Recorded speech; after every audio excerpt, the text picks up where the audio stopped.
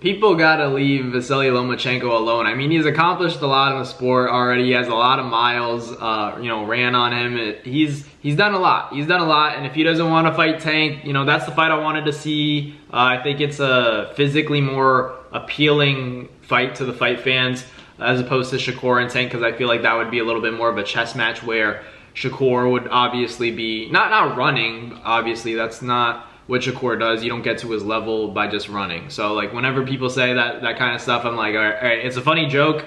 Shakur Twitterson, they say that when he fights, it's a snooze fest, puts people to sleep outside of the ring and all that talk. But at the end of the day, Shakur Stevenson's a great talent. He's exciting to watch, in my opinion. I always learn a little thing here and there from watching Shakur fight every time he performs, and he's a good fighter. He's a great fighter. So the way that I expect that fight to turn out, the reason why I'm saying Lomachenko and Tank is more exciting, and I think you guys would agree, is that Shakur Stevenson is usually the one, protecting himself at all times and waiting for that shot to counter him. He's keeping his opponents at bay, and he's measuring that distance, right? And he's seeing every shot coming. So that's the kind of style that, even though Tank's very exciting, it's gonna frustrate him, right? Because he's gonna have to basically catch a guy. It's like trying to land a punch on a ghost, which can be frustrating. And when you're talking about defense, Shakur's the best in the business, and that's without a doubt. So that's what makes the fight between him and Tank so compelling. All us boxing fans, we really want to see if Tank has the ability to time Shakur Stevenson, and how is Shakur gonna react to Tank's best shot? Because 9 out of 10 times, fighters haven't been able to. The only one who's really been able to stand up to it is Isaac Cruz, and that was against the Tank that was visibly hurt, not using his left hand, so on and so forth. So when it comes to Shakur Stevenson and Tank, that's the fight I want to see. Inevitably, that's the fight that has to go down, but obviously Tank and Lomachenko, for the fight fans, that's a more exciting fight, because you're going to get an offensive showcase where most likely somebody's going to get knocked out. And at this point in Lomachenko's career, I don't blame him for not taking that fight, because it's like, hey, Tank, what's up, kid?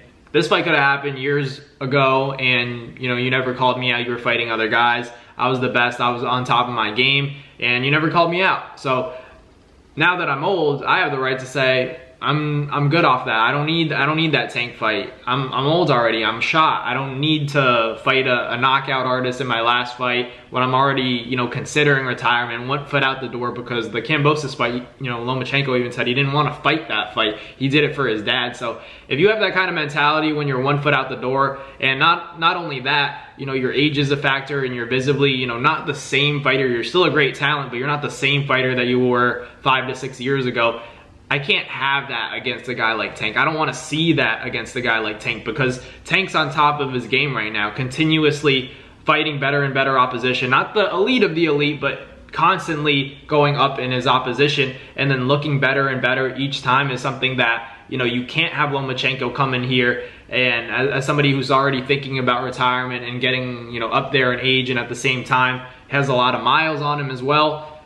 That's something that, kind of ruins the fight for me, because it's already a lot of stuff that's like, all right, people aren't going to give credit to Tank, and naturally, you're also going to think to yourself, this guy is older than he was in his prime, and now he is on the decline, so how much credit can I give to Tank? So you start to think like that as well, and it's only natural as a boxing fan. But how do we regulate all this and then, go on with it? Because Lomachenko does want to fight. If he does want to fight Tank, if he's open to it, and he's his own man, and he gets to make that call at the end of the day, if he decides to do it, perfect. But if he doesn't, we can't hate the guy for it, because he's already given us so many fights. You could argue he beat Devin Haney and has had a lot of exciting fights, and is one of the better fighters that we've seen in the past decade when it comes to footwork, when it comes to the angles, the head movement, the effective aggression. Lomachenko had it all. So the hand speed as well. I always like to mention that, because he's one of those guys that you don't see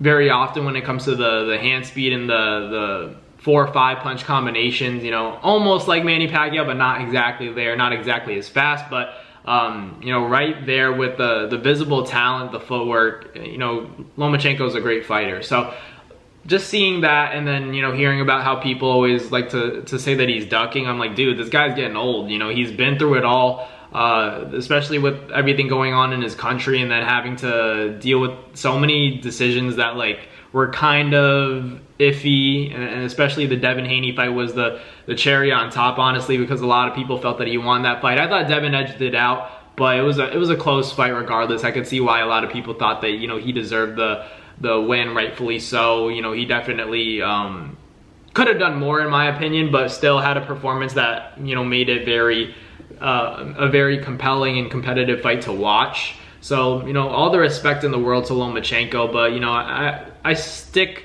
with what I said earlier when it comes to, you know, if you're not at the top of your game and you're thinking about retirement already, I don't really want to see you against a guy like Tank, because at the end of the day, it's like, this is one of the guys that you got to be on your A game. You got to be in your prime to even have a chance at winning. And who's the only guy that is in their prime and has a chance to beat Tank? That's Shakur Stevenson. So that's the fight I ultimately want to see. And I'm talking about 135. At 140 and up, you have guys like Teofimo Lopez. You guys, maybe Devin. I don't know how those fights look for Tank, but at the same time, you know, I probably still favor Tank against those guys. But for Shakur Stevenson, that's one where it's like, it's really competitive for me. So why not make that fight? And obviously, you know, Shakur is fighting Joe Cordina, so we'll see how that fight plays out. I expect Shakur to handle business and you know, win by unanimous decision, as per usual. But, you know, Shakur, he's a great fighter. There's no getting around that, and he deserves all the credit in the world for everything he's accomplished. He has a lot of on paper, you know, and resume building fights that are really gonna, you know, age well, and it's stuff that you can't deny at the end of the day. But we want to see him against Tank because we know how good he is. We know how good he is, and so we get a little bit agitated and irritated when he's fighting opposition that we kind of know he's gonna dismantle with ease. So we want to see him in the most competitive fights out there. I would have liked the Zepeda fight more for Shakur Stevenson, but it is what it is. Maybe Tank gets that Zepeda fight. You know, for Shakur Stevenson, it's all about staying active. I was a little bit concerned that he wasn't going to get a fight as soon as he did, and he did that. So that's a good stepping stone.